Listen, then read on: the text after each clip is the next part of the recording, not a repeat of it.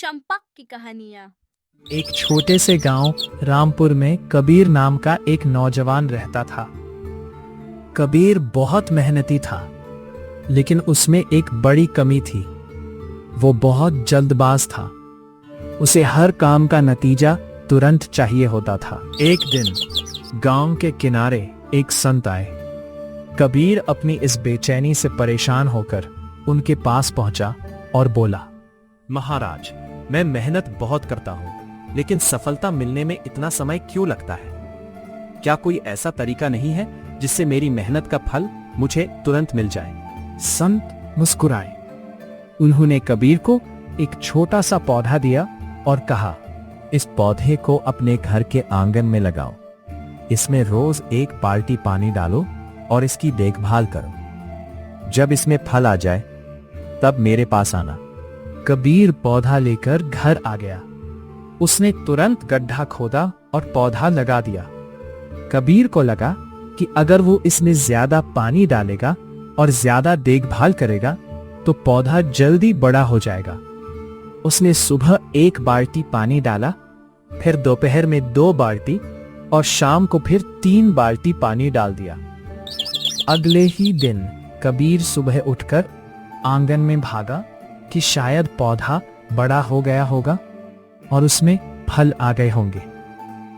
लेकिन उसने देखा कि पौधा मुरझा गया था। अत्यधिक पानी और बिना समय दिए जाने के कारण उसकी जड़ें सड़ने लगी थी।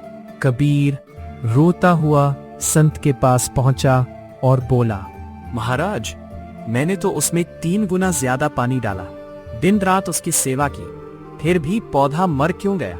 संत ने कबीर को शांत कराया और प्यार से समझाया। कबीर, कुदरत का एक नियम है, हर चीज का एक सही समय होता है।